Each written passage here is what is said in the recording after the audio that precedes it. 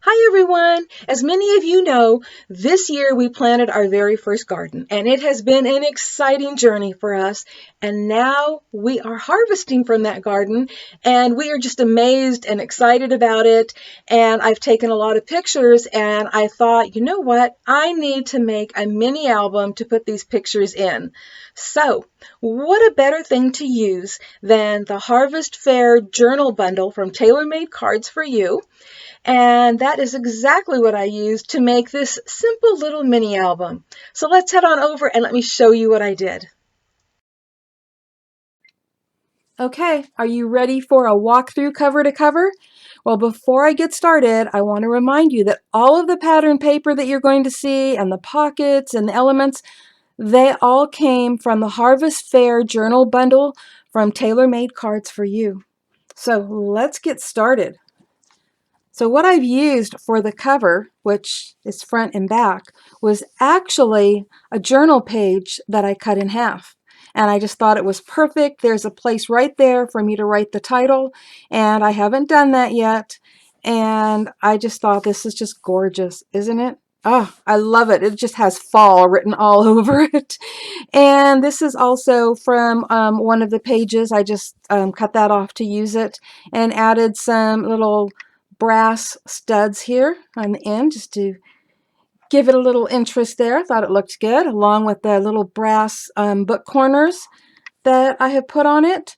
So isn't this just beautiful? I love it. So I have a burlap tie closing here.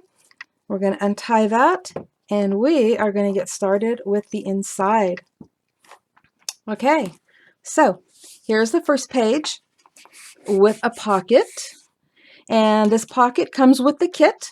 And it was perfect to go here because actually underneath on this exact same page is what looks like a pocket, just like this. And there's that. So, as we go through here, you're going to see that there's plenty of room for pictures and journaling and, adding some things to a pocket. And here's the next page. Again, plenty of room for journaling or pictures. And I've added this flip out right here. Now, on this side, I could add a mat for a photo, or I could add a page for journaling. I don't add any of that stuff until I'm actually working through the album, adding pictures and deciding what goes where. So you are going to see a lot of blank spots, but it's okay. This is just absolutely beautiful. I love it. And I love that there's plenty of room, for all of that. And here is another page with another little flip up right there. Look at that. Isn't that just adorable? I love it. Just love it. So there was a page like this, and that is where I got this that I had put right there on the spine. So that's that's where that came from. And let's turn to the next page. And we have another flip out right here. And look at that beautiful image on this page. I just love it. I'm not sure I'm going to want to cover that up with a picture. I think I might just leave it that way.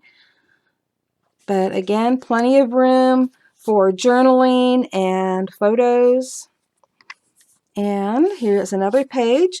I put a little, I guess you'd call it a pocket or a tuck space right here. And this was also part of the kit, and they look like little stamps, and you could probably cut them each out and use them individually, but I thought it was perfect for right there.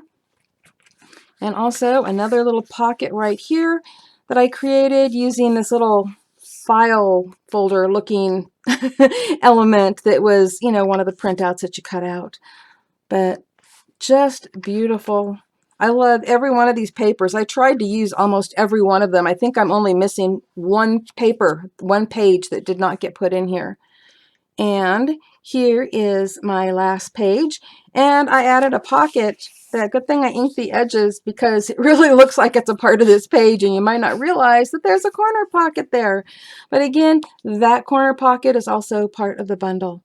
And there we go. That was a quick and easy walkthrough. I love it. It's not, it's not a huge mini album. It's got 1, 2, 3, 4, 5, 6, 7, 8, got about 10 pages in it. but it's just the perfect size to put my garden pictures in, especially the ones of the vegetables that we've harvested, because we are just so excited about it. All right, now stay tuned for an unexpected brief tutorial to kind of get you started on how I put this together.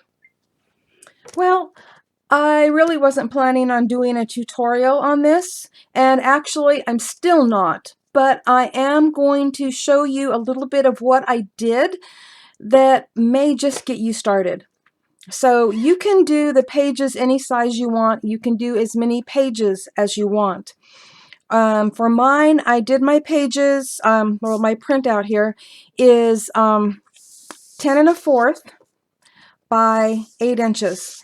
And I want to leave a 1/4 inch in the middle. So I'm going to score 5 inches on each side. So let me grab my little score thingy. Okay, not score thingy, bone folder. And so I'm going to score it at 5 inches. And to make sure that it is the same on both sides, I just turned it around and I'm scoring it again at 5 inches. And that leaves a 1/4 inch. And I'm going to be folding those and folding again. And by the way, I inked all of the edges of all of the papers that I used, so that there is no white showing on the edges here. And for this one, I used Distress Ink tea dye color because it is just a perfect match. And so now that I've got the scoring out of the way, let me move this. Okay, so the next thing that we need to do is we need to glue that to the previous page in the book. But before we do, there's a couple of other things. So first of all, I want to show you what I've got done so far and what it looks like. So this is what I have so far.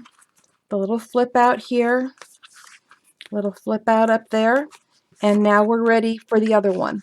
And this is what the end looks like. So that's that 1/4 inch. Each one of those that's the 1/4 inch that we scored. So before I adhere this, I want to add another flip out. And this is really great because you add it ahead of time, just like this. And then when you glue it together, you have it. So let me grab my glue here. And